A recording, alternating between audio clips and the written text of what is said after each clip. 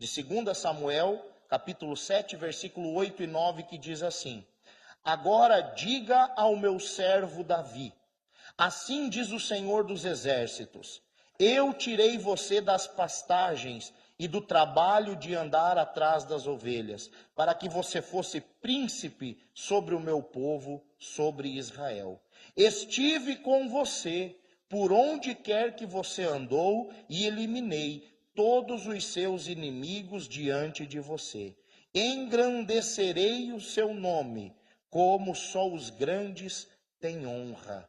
Em uma outra versão diz assim: Agora, pois, assim dirás ao meu servo Davi, assim diz o Senhor dos Exércitos, eu te tomei da malhada, de trás das ovelhas. É Deus chamando a atenção de Davi, dizendo: lembra de onde eu tirei você. Bom, meus queridos irmãos, essa mensagem, eu coloquei o título de Das pastagens para o trono. De onde Deus nos tira e aonde Deus nos coloca. Davi foi tirado de trás das malhadas, de correr atrás das ovelhas, de se preocupar em procurar pasto para as poucas ovelhas do seu pai, e foi posto em um trono. Quando nós olhamos para a história de Davi, sem sombra de dúvida, do Antigo Testamento, é a história mais conhecida.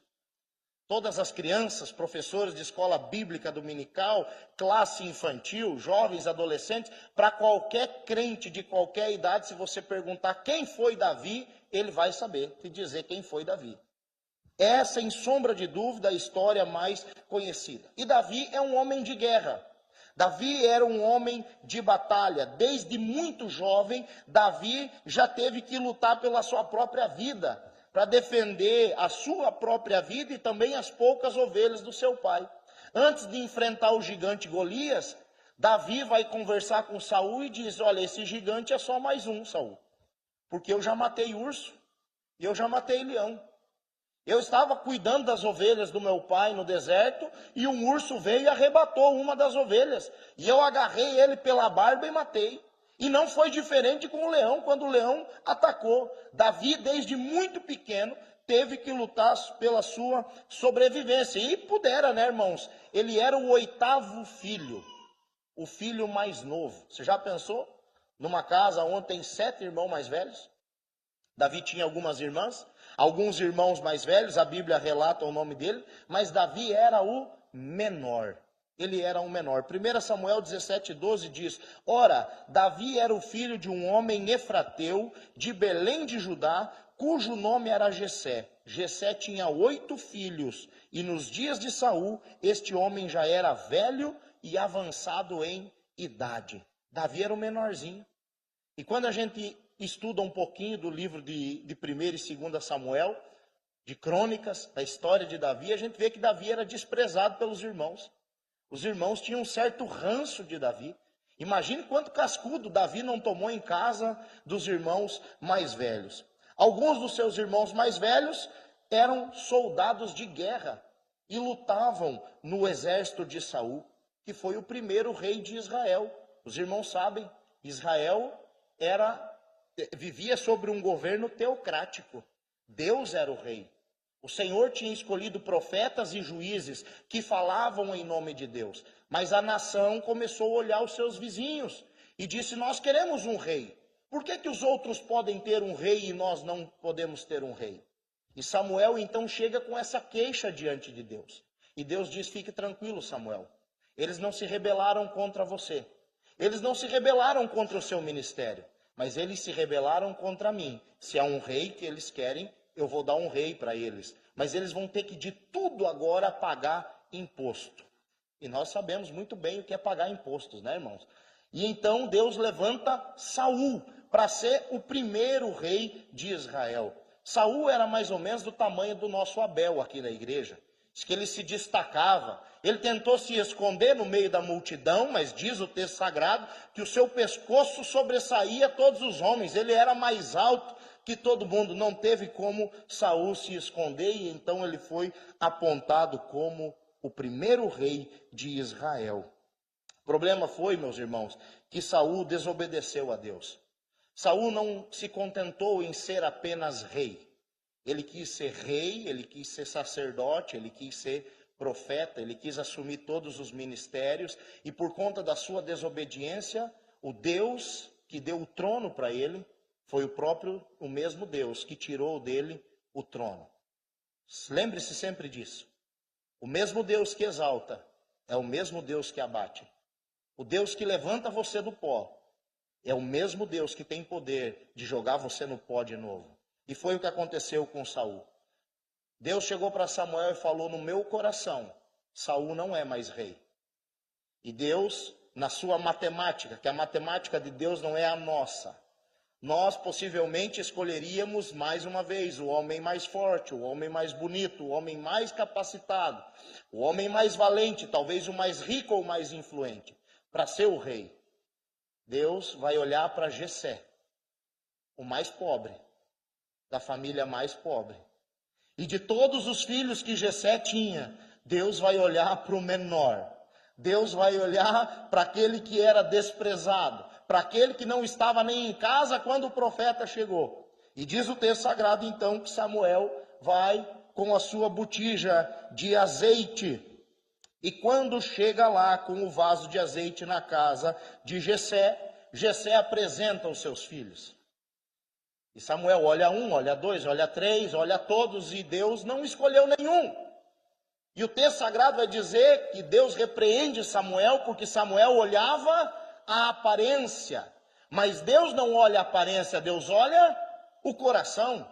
Não adianta você ter uma aparência de valente, se na verdade no campo de batalha você é um covarde. E esses eram os irmãos de Davi. Eram valentes por fora, mas eram covardes em seu coração.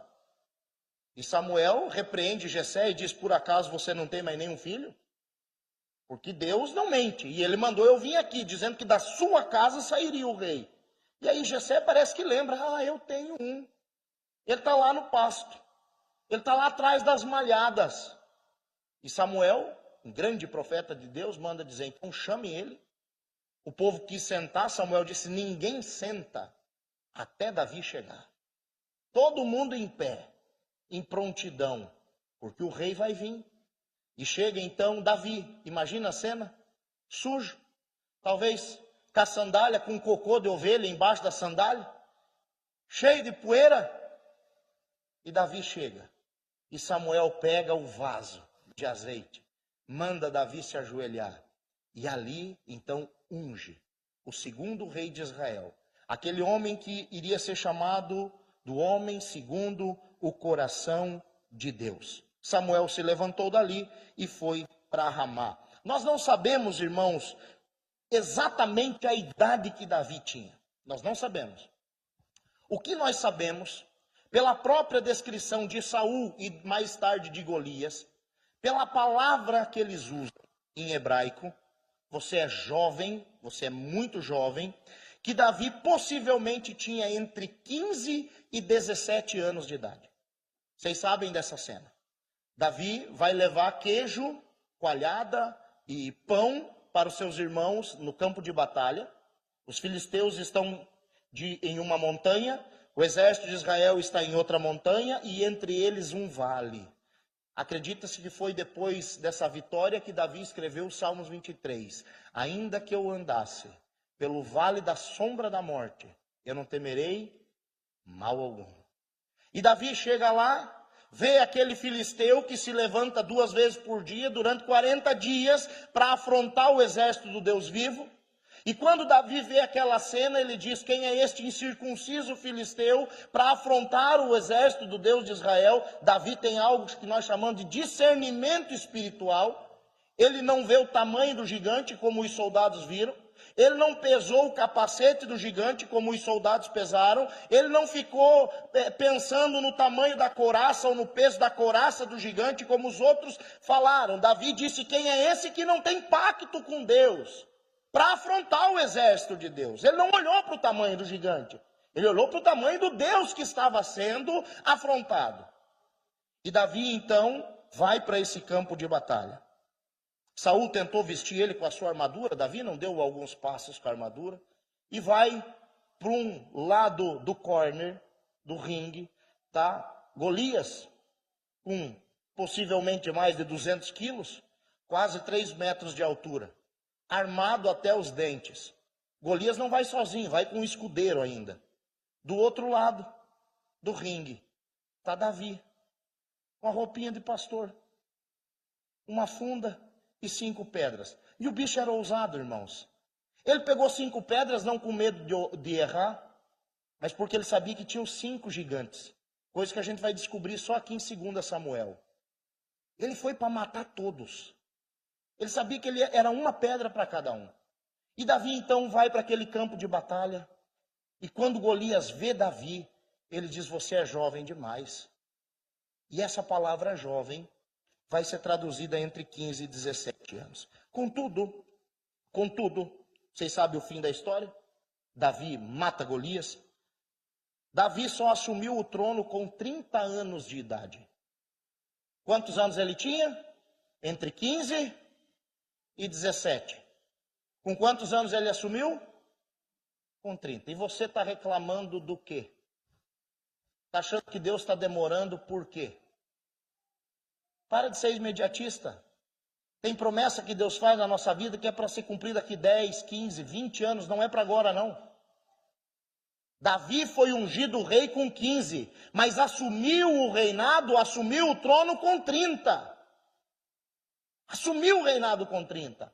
Ele ficou pronto com 30, mas Deus o convocou com 15. 2 Samuel 5,4 diz assim: a idade de 30 anos era Davi quando começou a reinar e reinou 40 anos. Ele foi ungido com 15. Assumiu o trono com 30. Então a primeira lição que fica é: tenha calma.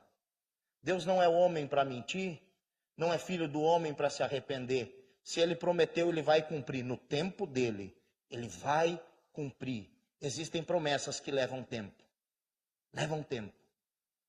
Depois de 7 anos de reinado de Davi, ele conseguiu conquistar a capital Jerusalém, feito que nenhum outro rei antes tinha conseguido. Foi uma façanha que nenhum antecessor conseguiu fazer. E Davi então mudou a capital de Hebrom para Jerusalém. E em Jerusalém, Davi reinou 33 anos. Então ele ficou reinando durante 7 anos em Hebrom. E depois mais 33 anos em Jerusalém. Mas mais do que isso, Davi fez algo que ninguém antes tinha feito. Jerusalém não ficou só a capital política, mas Jerusalém também ficou a capital religiosa. Davi trouxe a arca da aliança, a arca que simbolizava a presença de Deus para dentro de Jerusalém. É certo que teve um percalço pelo caminho, porque a presença de Deus não pode ser carregada em carros de bois. Você que tem tentado fazer as coisas dentro da igreja no automático, no modo avião, Deus não recebe esse sacrifício. A presença de Deus tem que ser levada nos ombros, a cada passo. E diz o texto que depois de Davi saber que a família de Obed-Edom foi abençoada, porque a arca ficou na casa de Obed-Edom alguns meses, mandou então buscar a arca da aliança para trazer para dentro de Jerusalém. E a cada 6 passos, não 5 e nem 7, a cada 6 passos que aqueles homens davam, trazendo nos ombros a arca da aliança, Davi sacrificava um novilho cevado ao Senhor. E a arca foi trazida a sons de trombeta, de júbilo, e Davi vestindo uma orla sacerdotal. Está ali em 2 Samuel 6, do 12 em diante. Trouxeram a arca da aliança e a colocaram no tabernáculo. O tabernáculo era uma tenda feita de panos. E Davi voltou para sua casa, junto com aqueles homens, com os levitas, voltaram para sua casa. Davi no palácio, essa é a cena. A arca da aliança em uma tenda. E diz o texto que nós começamos a ler hoje, que o reinado de Davi vivia em paz. Aqui, versículo 1. E aconteceu que quando o rei Davi morava em seu palácio, pois o Senhor lhe tinha dado descanso de todos os seus inimigos ao redor. O reino estava em paz. Esse jovem, que podemos dizer assim, que nasceu na batalha, que viveu na batalha, que teve que fugir de Saul, que viveu se escondendo durante um período da sua vida, que enfrentou exércitos, que enfrentou feras, que enfrentou gigante, agora estava em paz, vivendo em perfeita paz. Jerusalém foi conquistada, o palácio foi construído, a arca, a presença de Deus está também na capital. E Davi teve uma brilhante ideia. Foi então que Davi desejou em seu coração construir um templo para Deus. Veja que coisa linda, não há pecado nenhum nisso. Não há pecado nenhum nisso, versículo 2. E o rei disse ao profeta Natã: olha, eu moro num palácio de cedro e a arca de Deus dentro de uma tenda. O desejo do coração do rei não era construir um monumento para a sua homenagem, para o seu nome. Ele não disse: eu vou construir uma estátua minha aqui. Eu não vou construir um templo para mim. Ele disse: eu quero construir algo melhor para abrigar a presença de Deus. O sentimento de Davi é de gratidão. Como que pode eu morar dentro de um palácio feito de cedro? Ah, imaginou, irmãos, que perfume mais gostoso? Que fragrância dentro daquele lugar? E Davi olhando aquele palácio que ele morava, com todo o luxo disponível para ele, e de repente, a presença de Deus debaixo de uma cabana, debaixo de uma lona, de um pano. E Davi diz: não pode, não é normal. Não há pecado no que Davi desejou.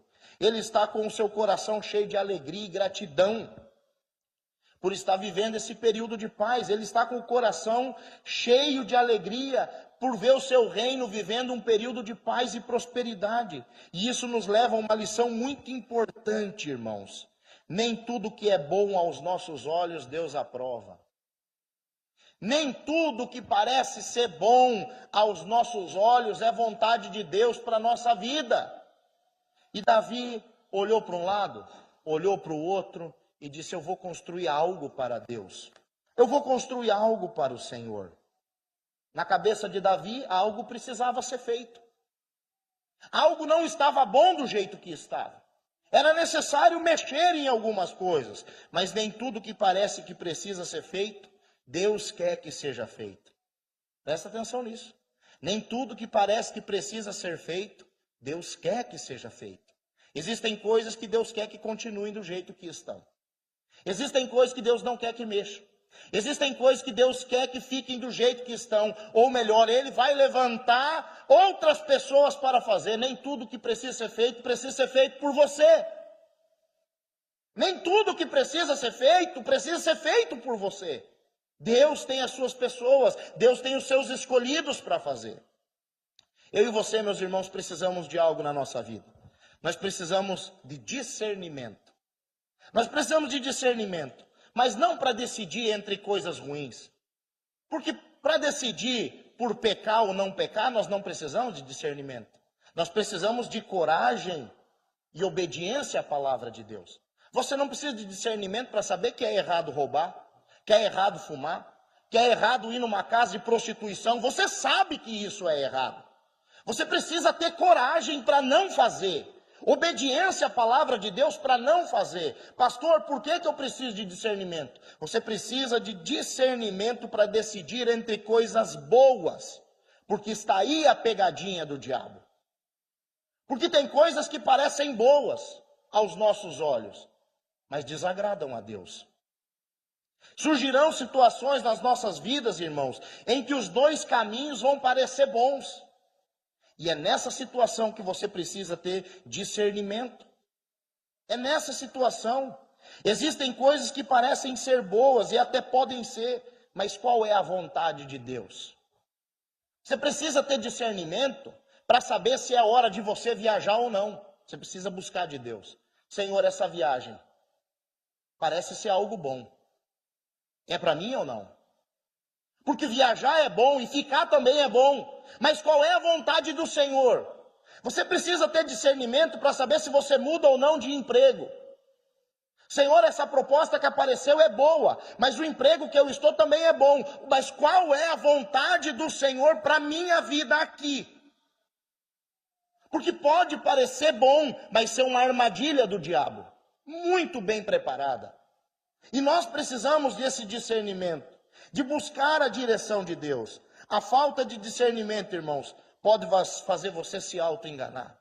A falta de discernimento pode fazer você se auto-enganar e acabar desagradando a Deus. A intenção do coração de Davi era excelente, das melhores. Não posso morar eu em um palácio e a arca ficar em uma tenda. Então logo vou construir algo para Deus. Mas Deus pediu para construir algo? Em algum momento dessa história, Davi se preocupou em dizer, eu vou pedir para o Senhor, para ver se Ele quer que eu construa algo para Ele, porque nem tudo que é bom de Deus para você. Pode ser bom de Deus para o outro, mas não para você. Nem tudo que é bom de Deus para você, e nem tudo que é bom de Deus para você agora. E Davi não se preocupou com isso. Existem coisas, irmãos, que você sabe que não se deve fazer, e essas você não faz. E para aquelas que você não tem certeza, você ora, você busca direção. Senhor, parece ser maravilhoso essa oportunidade aqui, mas é da tua vontade. O Senhor quer que eu faça. O Senhor está precisando de uma casa nova, pai? Davi não fez isso. Davi não fez. E Davi não fez porque era um homem mau. Davi era um homem temente a Deus, ao contrário de Saul. Além de ter intimidade com Deus, Davi se cercava de pessoas que tinham intimidade com Deus, como é o caso do profeta Natã.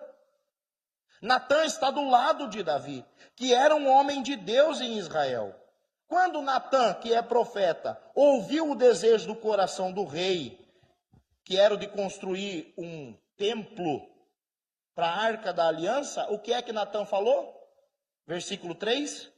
Vai e faça o que estiver em seu coração, porque o Senhor está com você. Olha o perigo de você falar em nome de Deus. Olha o perigo de você falar em nome de Deus. Esses tempos atrás nós tivemos uma pregadora aqui na igreja, dos jovens. Ela está lá em cima. E ela estava com muito medo.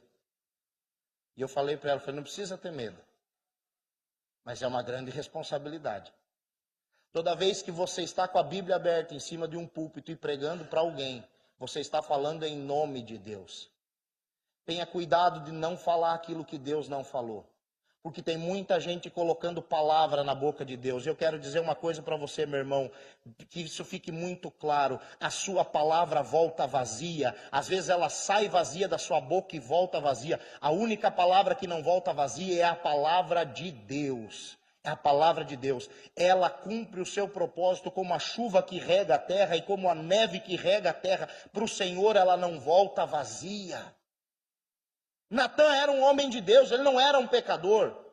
Ele era profeta do Senhor. Ele não era qualquer pessoa. Mas apesar de ser quem ele era, ele não consultou o Senhor mais uma vez. E aí está o perigo. Muitas vezes nós julgamos, irmãos, não, está tudo bem. Está tudo tranquilo, então eu acho que é da vontade de Deus. Eu estou em paz. E muitas vezes a gente forja uma paz no nosso coração para fazer algo que desagrada ao Senhor. E como eu falei, às vezes não vai ser nem algo tão exorbitante, mas é algo que desagrada a vontade de Deus, que não é para aquele tempo.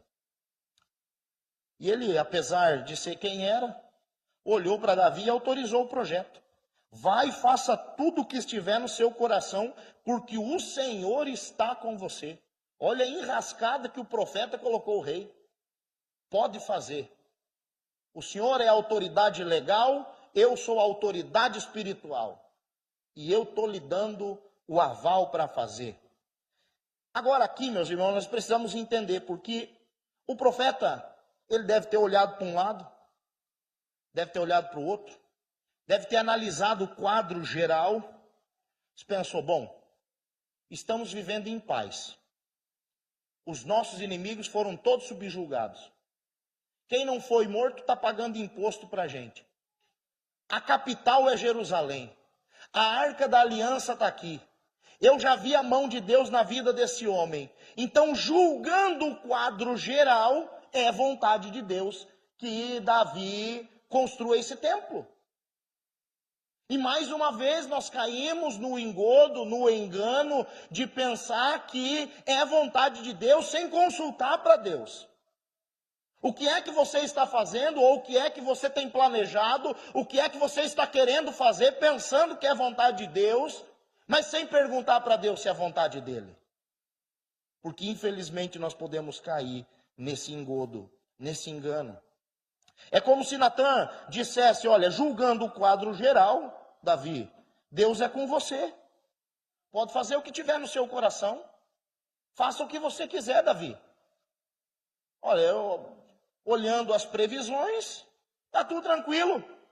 E eu me recordo, por exemplo, daquela passagem onde os discípulos vão para o mar, e aí Pedro entra no barco, e diz o texto lá de Lucas, que entrando eles no barco, Jesus entrou. E navegando eles, Jesus foi. Olha que interessante, quem é que estava navegando? Os discípulos. Eu imagino Pedro entrando com vento noroeste. João, recolhe a âncora. André, solta a vela. E Jesus disse, já que vocês sabem navegar, eu vou fazer um passeio aqui. E diz o texto que Jesus foi tirar um cochilo. E aqueles homens que eram homens do mar, de repente, foram pegos por uma tempestade. E quando eles estavam quase naufragando, alguém disse, vamos acordar o mestre, porque nós vamos morrer aqui. Muitas vezes nós olhamos o quadro geral, olhamos lá no horizonte, não tem nenhuma nuvem, não vai chover. Ou olhamos e vemos um tempo armado, dizemos vai chover. E esse olhar o quadro geral e tomar uma decisão sem buscar a Deus, fez com que Davi e Natan fossem repreendidos pelo Senhor. Cuidado, meu irmão. Cuidado com profecia sem discernimento. Com palavras vazias. Cuidado você que anda atrás de sonho, de revelação, de pessoas que falam em nome de Deus sem nenhum discernimento na sua vida. Porque isso pode acabar com a sua vida, pode acabar com a sua espiritualidade, pode matar a sua fé. Tem um monte de gente profetizando, olhando dados no Facebook, no Instagram, julgando o quadro geral. E o nosso Deus não está atado às circunstâncias. O nosso Deus trabalha com propósito, independentemente de qual seja a circunstância. O propósito de Deus se cumpre, independente do governo, da situação econômica, da previsão do tempo. Ele é soberano e nós temos que pedir para Ele, Senhor, qual a tua vontade, meu Pai? É para eu ir ou é para eu ficar? É para eu fazer ou é para eu ficar quieto? Mostra, Senhor, a sua vontade. Mas eles não fizeram isso. Eles não fizeram. Davi é rei, quer construir um templo para a Arca da Aliança. Ele tem boa intenção, tem recurso, tem mão de obra. O profeta Natan é a autoridade espiritual, avaliza. Davi tem tudo o que precisa, certo, irmãos? Errado. Ele não tem a permissão de Deus. Você pode ter tudo o que você precisa. Dinheiro, recursos, saúde. Se você não tiver o aval de Deus, você não dá um passo. Você não conclui, você começa, mas não termina. Agora, se você tiver o aval de Deus, você pode não ter dinheiro, você pode não ter saúde, você pode não ter influência, você pode não ter recurso, porque você cruza a linha de chegada. Quando você tem o aval de Deus, você chega do outro lado. Você consegue chegar na outra margem. O problema é que muitas vezes nós queremos fazer as coisas tendo os recursos, tendo aquilo que é nosso, sem buscar o principal, que é a direção de Deus, a direção de Deus, a aprovação de Deus para os nossos projetos. Eu pontuei algumas coisas que nós tiramos de lição para esse texto. Primeiro, a primeira lição é que nós aprendemos sobre a soberania de Deus. A soberania do Senhor. No versículo 4 ao 7 ele vai dizer, porque naquela mesma noite a palavra do Senhor veio a Natan dizendo, vai e diga ao meu servo Davi, assim diz o Senhor. Assim diz o Senhor. Você quer construir algo para mim? E parafraseando o texto, eu disse, você quer construir algo para mim? Por acaso eu pedi, Davi? Eu andei de tenda em tenda junto com o meu povo. Por acaso alguma vez você ouviu eu falando com algum das 12 tribos que eu queria um templo, Davi? E nós precisamos, irmãos, cair numa realidade de que Deus nos dá uma liberdade, mas Ele é soberano. A nossa liberdade está dentro da soberania de Deus. E nós temos que nos humilhar e dizer, Senhor, o Senhor quer que eu faça? O Senhor quer que eu vou? O Senhor quer que eu fique? O que o Senhor quer para a minha vida?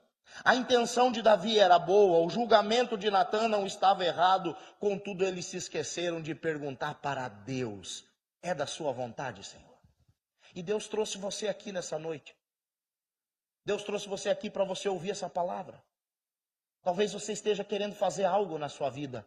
Você já parou para pensar e para perguntar se é da vontade de Deus? É da sua vontade, Senhor. O nosso Deus não é mudo, irmãos. O nosso Deus não está algemado. A palavra dele diz bem claro que os seus ouvidos não estão tapados para ouvir, as suas mãos não estão acorrentadas para nos estender, e a sua boca não está fechada para falar. Deus fala, Deus responde. Agora nós temos que bater na porta incessantemente. Eles se esqueceram de perguntar para Deus se aquele projeto era da vontade do Senhor. E eles haviam se esquecido que a tenda podia não ser tão bonita quanto o palácio, mas era projeto de Deus. Quem é que mandou desenhar aquela tenda? Vocês lembram? Foi o próprio Deus. O próprio Deus. Em Êxodo 25, versículo 9, Deus falando para Moisés, segundo tudo o que eu mostrar a você, como modelo do tabernáculo e como modelo de todos os seus móveis, assim mesmo vocês farão. Tem coisa que nós achamos que não é perfeito, mas aos olhos de Deus é perfeito, e Ele quis fazer assim, e nós temos que se agradar daquilo que Deus faz, da maneira com que Ele faz. Deus precisou lembrar Davi de onde ele havia o tirado. Olha que coisa maravilhosa. Eu só consigo imaginar a cena. Davi dormindo, de repente chega Natã, com o olho arregalado, porque Deus mandou Natã, falou, naquela mesma noite, diz o texto, vai e fala com o meu servo Davi, assim diz o Senhor. Natã sai da casa dele, com os olhos arregalados, porque ouviu Deus falar, bate na porta do palácio de cedro e diz, manda chamar Davi agora, porque eu tenho um recado de Deus para ele. Talvez o soldado quis persuadir o Natã, dizendo, rapaz, o rei já foi dormir, você vai arrumar problema para mim, vem amanhã, às 8, no expediente normal. Não, é agora. Deus quer falar agora. Vai o soldado, bate na porta. Está dormindo, rei? Olha, eu estava, você me acordou. O que é? Tem um recado do senhor aí, o Natã. Diz para ele vir amanhã. Lá volta o soldado, o rei mandou você vir amanhã. Vai e diz que Deus quer falar com ele agora sobre o projeto. Volta o soldado, bate de novo na porta do rei e diz, olha rei, desculpa incomodar, mas é sobre o projeto.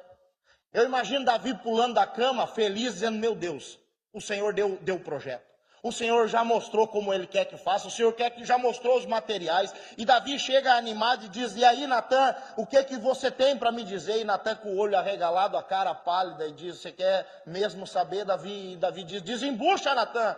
E Natã olha para Davi e diz, assim diz o Senhor. Eu te tomei das malhadas. Assim diz o Senhor. Eu tirei você das pastagens, do trabalho de andar atrás das ovelhas, para que você fosse príncipe sobre o meu povo, sobre Israel. Assim diz o Senhor. Você se esqueceu de quem você é, Davi. E se esqueceu de quem eu sou. Ô meus irmãos, eu imagino Davi voltando na sua mente 21 anos lá atrás. Quando ele era um menininho, um jovenzinho de 15 anos, desprezado dentro de casa. humilhado pelos irmãos, esquecido até pelo pai, enfrentando perigos sozinhos, lá naquele deserto, enfrentando leão e urso, cuidando de poucas ovelhas, passando madrugadas de noite de frio no deserto, andando atrás das malhadas no deserto. E Deus diz: Davi, você se esqueceu de quem você era. Se esqueceu de onde eu te tirei. Mesmo tendo uma boa intenção no coração, Davi se esqueceu de quem era o soberano. E Deus faz questão de lembrar, ele diz: eu coloquei você como príncipe. E essa palavra príncipe significa governador. É Deus dizendo: você governa, mas o rei aqui sou eu, Davi. O trono subiu para sua cabeça, mas deixa eu lembrar de onde eu tirei você, Davi. Você veio de trás de poucas pastagens, você andava atrás de poucas ovelhas no deserto, e fui eu que coloquei você aqui. E muitas vezes nós precisamos tomar um choque de realidade, irmãos, e acordar e lembrar de onde Deus nos tirou e quem é o Deus que nós servimos. Em segundo lugar, veja o que Deus vai dizer sobre a sua própria escolha. E ele diz ainda no versículo 8: eu tirei você das pastagens. De onde Deus tirou você? Responda para você mesmo. De onde Deus te tirou? O que é que você tinha para oferecer? Você já imaginou ser confrontado por Deus? De madrugada assim?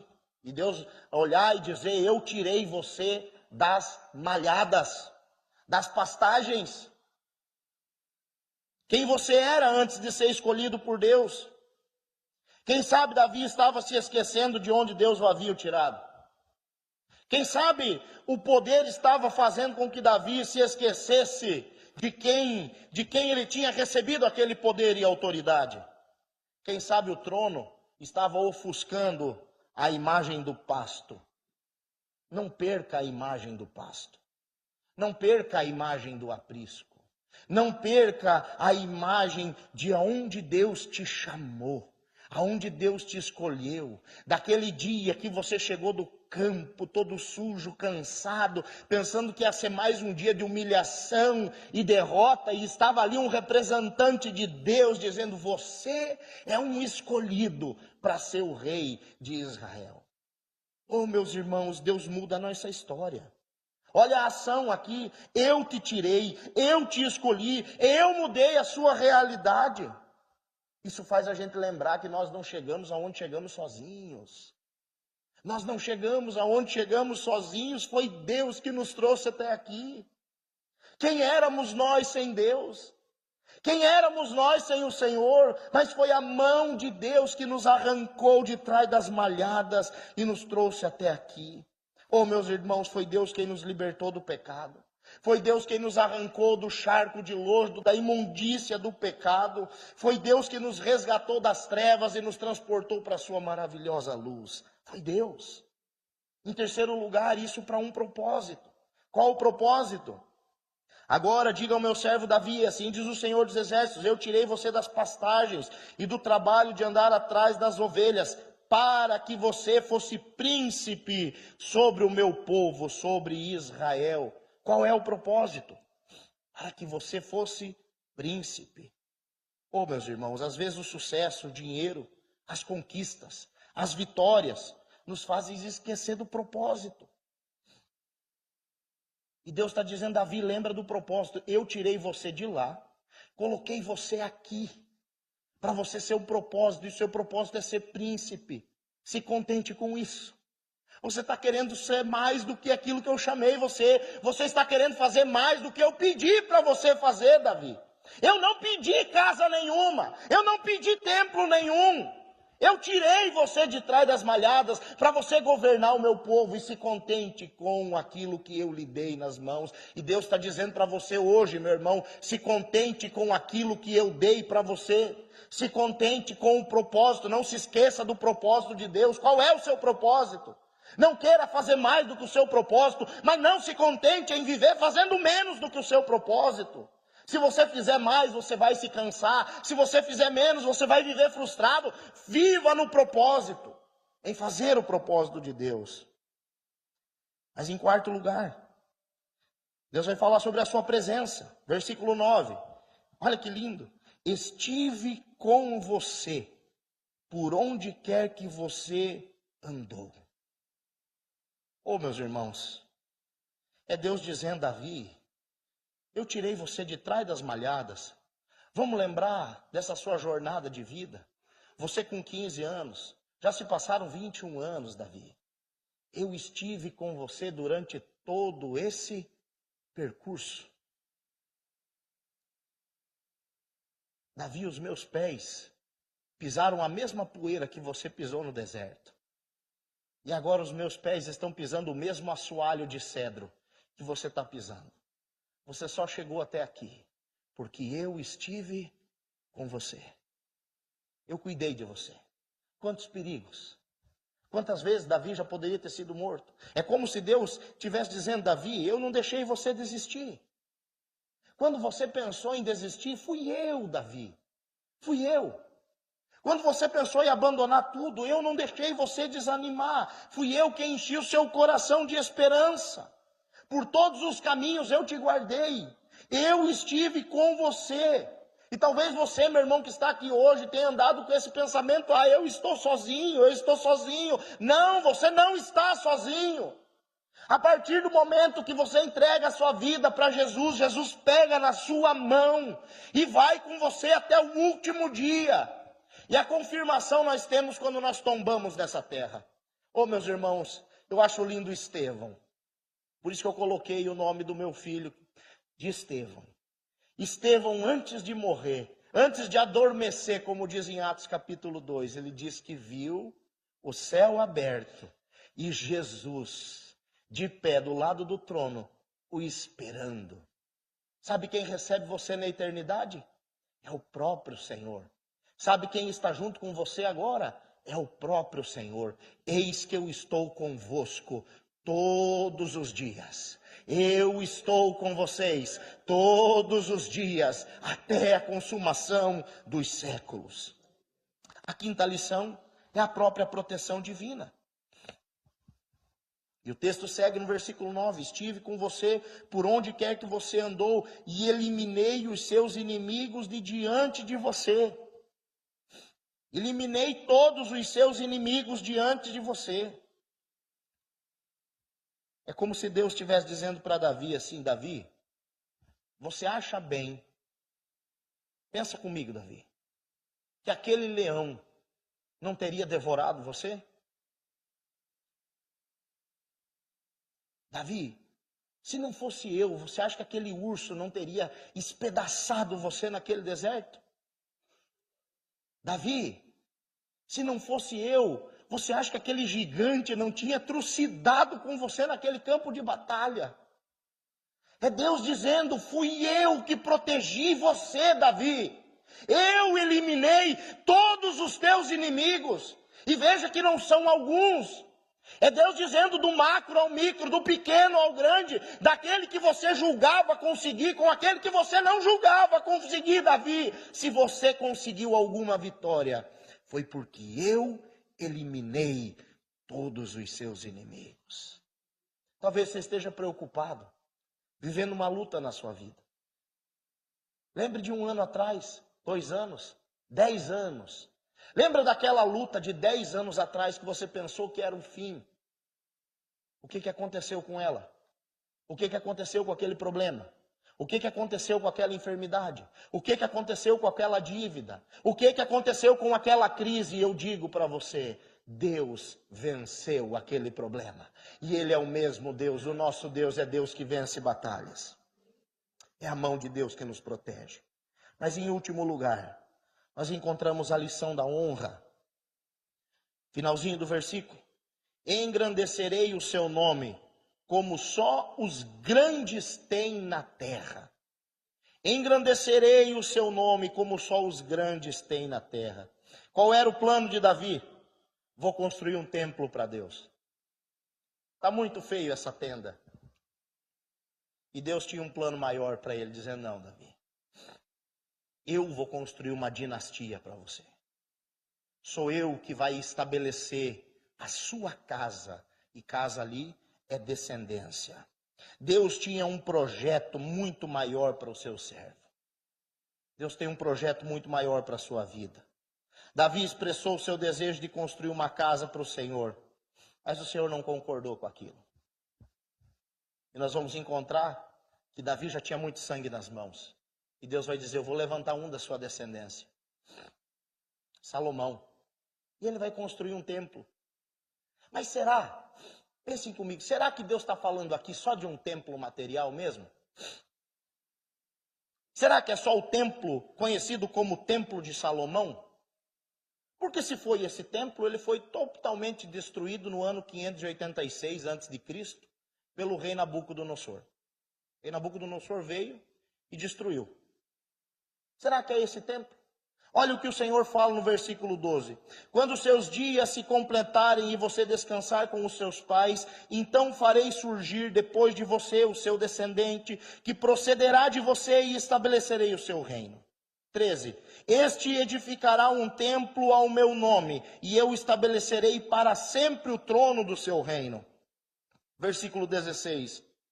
Quanto a você, a sua casa e o seu reino serão firmados para sempre diante de mim, e o seu trono será estabelecido para sempre. Se é para sempre, o templo de Salomão foi destruído no ano 586 depois de Cristo. Então não foi, acabou. Depois ele foi reconstruído por Herodes o Grande. Mas no ano 70 depois de Cristo, a mando do general Tito, o templo foi completamente destruído também. E se cumpriu até aquilo que o Senhor falou, que não ficaria pedra sobre pedra. Os soldados de Tito atearam fogo no templo, derretendo as colunas de ouro e os ornamentos de ouro do templo.